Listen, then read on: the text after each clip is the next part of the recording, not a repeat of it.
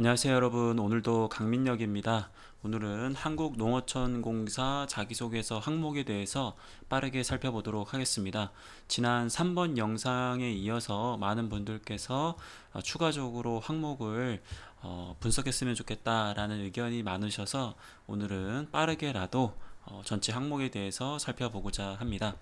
1번 같은 경우에는 여러분들이 가장 많이 작성하는 지원 동기 항목인데 아무래도 항목 내에서 요구하는 조건이 있다 보니까 여러분들이 작성에 다소 어려움이 있는 것 같습니다.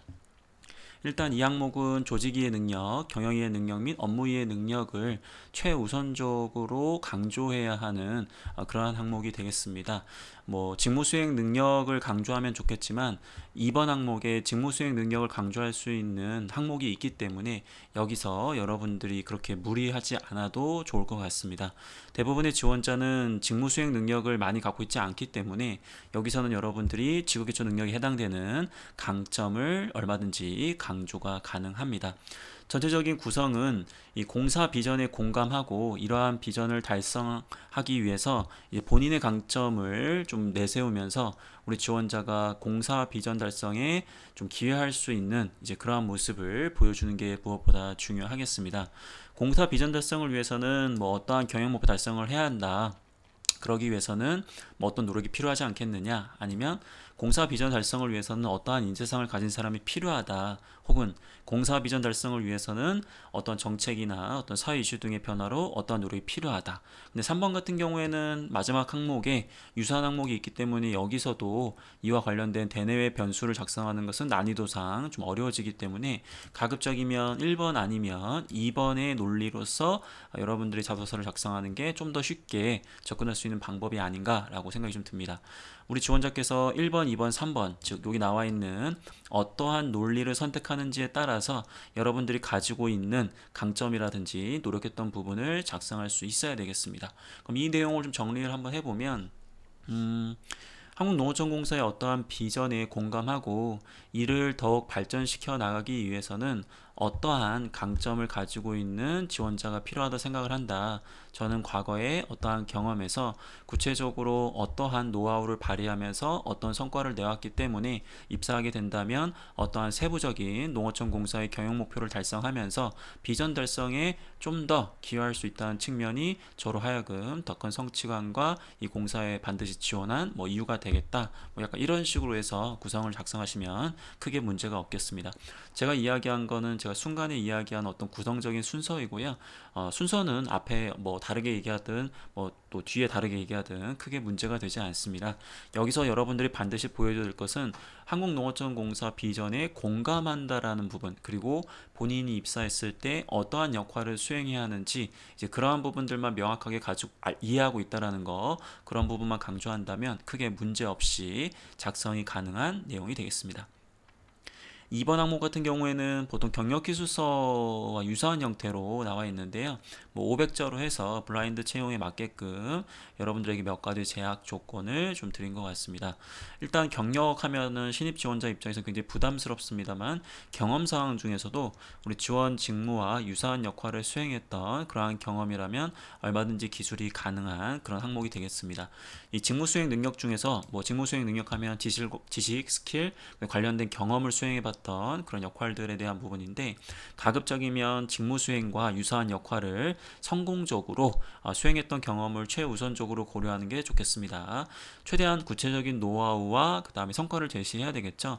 여기서 얘기하는 노하우라는 것은 여러분들이 지원한 직무와 유사한 역할을 했을 때 그 역할을 다른 사람들보다 좀 더 잘해낼 수 있었던 자신만의 방법이 있다면 좀 더 강조해 주시는 게 좋을 수 있습니다.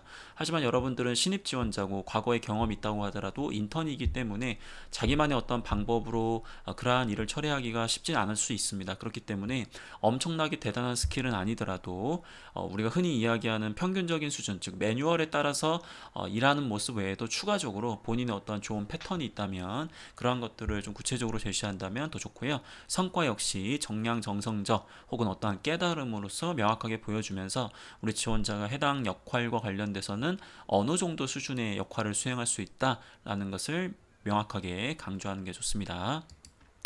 만약에 이런 유사 역할 수행 경험이 없다면 해당 직무에 필요한 어떤 지식이나 스킬적인 측면도 강조가 가능하겠습니다.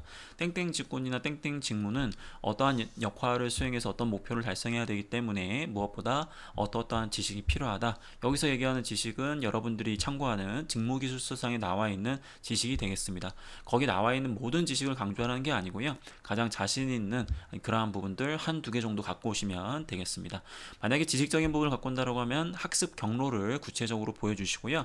그러한 지식을 통해서 우리 지원자가 얻은 깨달음 혹은 얻은 그 학문적 성취가 무엇인지 그런 부분들을 명확하게 보여주는 게 좋겠습니다. 만약에 위에서 얘기했던 직무 수행 능력이 전혀 없다라고 한다면 이거 없으면 잇몸으로 버텨야 되겠죠. 그렇기 때문에 여러분들은 직업 기초 능력, 우리가 흔히 이야기하는 문제 해결, 갈등 관리, 그다음에 직업 윤리라든지 그다음에 자원 관리, 그다음에 자기 개발 등등등 해서 해당 직무는 어떤 역할을 수행해야 되기 때문에 무엇보다 이런 대인 관계 능력이 필요하다. 이런 식으로 논리를 잡으시고 우리 지원자가 그러한 직업 기초 능력이 있다라는 것을 강조하시면 됩니다. 전체적인 구성은 땡땡 직무는 어떠한 공사 경영목 달성을 위해서 어떠한 역할을 수행해야 하기 때문에 어떠한 역량이 필요할 것이다. 나는 과거에 어떠한 경험을 통해서 이러한 역량을 어떠한 방법 혹은 어떠한 노력으로 발휘하면서 어떠한 성과를 얻었다라는 구성으로 작성을 해주시고요. 근데 여기서 여러분들이 주의하셔야 될 것은 앞부분에서 필요성을 제시할 수는 있는데요. 여기서 얘기하는 필요성이라는 것은 니네 회사 공사 어떤 목표 달성을 위해서 내가 지원한 직무 어떤 역할을 해야 된다. 자, 이 부분인데 이 부분을 여러분들이 강조했을 때 이 본인이 어떤 역할을 해야 된다는 걸 알고 있는 것도 이 직무 수행 능력이 포함되는 내용이기 때문에 나쁘지는 않은데 그리고 이 부분은 20-30% 줄이시고요. 여러분들이 그러한 필요한 역량을 키우기 위해서 어떤 노력과 그 다음에 어떤 성과를 내왔는지 그 부분을 위주로 작성하는 게 무엇보다 좋은 항목이 되고요. 여기 나와 있는 블라인드에 대한 기준은 철저하게 준수해 주시는 게 좋겠습니다. 3번 같은 경우에는 제가 영상으로 이미 올려놨습니다. 그렇기 때문에 혹시 보지 못한 분들은 제가 요 위에 이제 관련 영상을 올려놓을 테니까 여기인가요? 여기 이제 열어보시고요. 그것도 참고하시면 좋을 것 같습니다. 자, 4번 같은 경우에 역시나 조직이의 능력인데요. 최근에 공공기관에서는 이렇게 공사에 영향을 줄 수 있는 대내외 변수, 이슈에 대한 걸 많이 물어봅니다. 아무래도 공사의 인기가 폭발적으로 늘어나면서 많은 지원자들이 묻지마 지원을 하다 보니까 이 공사에 대한 진지한 고민 없이 지원을 하게 되고 그리고 공사 같은 경우에는 아무래도 이제 순환 근무라든지 아니면 이제 말 그대로 이런 각 지역에 있는 그런 근무들 때문에 많은 지원자들이 퇴사로 또 연결되는 그런 경우가 있습니다. 이 기업 관점에서는 여러분들의 퇴사가 사실 굉장히 골치 아픈 그런 문제이기 때문에 정말로 진지하게 우리 공사에 대해서 고민하고 지원했다라는 그런 부분들을 보여줬을 때 좀 안심을 하거든요. 그러다 보니까 이런 문제들이 많이 나가고 있다라는 것을 여러분이 참고하시고 좀 더 성의 있는 모습을 보여줌으로써 나는 이 공사에 정말 진지하게 입사를 고려했다라는 것을 강조하는 게 무엇보다 중요하겠습니다. 결과적으로는 조직의 능력, 즉 조직 목표 달성에 영향을 줄 수 있는 대내외 환경 변화를 이해하는 게 무엇보다 중요합니다. 단순하게 이 항목은 여러분들에게 자기소개서로서만 물어보는 게 아니라 입사하다 보면은 자기 일만 하게 되는데 우리 지원자가 이 농어촌 공사에서 일을 할 때 영향을 줄 수 있는 대내외 변수들을 감안하면서 자기 일을 했을 때 더 좋은 성과를 낼 수 있기 때문에 실질적으로도 업무를 수행함에 있어서 굉장히 필요한 그런 역량이 되겠습니다. 이슈를 선택할 때는 해당 이슈의 긍정적 측면과 부정적 측면을 모두 언급하면서 다방면으로 이슈를 바라보는 그러한 안목을 보여주는 게 좋고요. 부정적 이슈도 이겨내거나 해결하고자 하는 그런 긍정적 시간인데 죄송합니다. 긍정적 시각을 최우선 반영하는 게 무엇보다 중요합니다. 기본적으로 어떤 이슈를 선택하는 것도 중요하지만 그 이슈를 바라보는 우리 지원자의 어떤 생각이 더 중요하기 때문에 가급적 긍정적 시각을 좀 보여줌으로써 공사에 입사에서도 우리 공사에 좀 영향을 줄 수 있는 그런 문제가 있다고 하더라도 그것을 좀 슬기롭게 적극적으로 헤쳐나갈 수 있는 그런 모습을 보여주는 게 좋겠죠. 농어촌 공사의 역할에 대해서 언급할 때는 최대한 공사 비전에 부합하는 모습과 일치하는 게 좋을 것 같고요.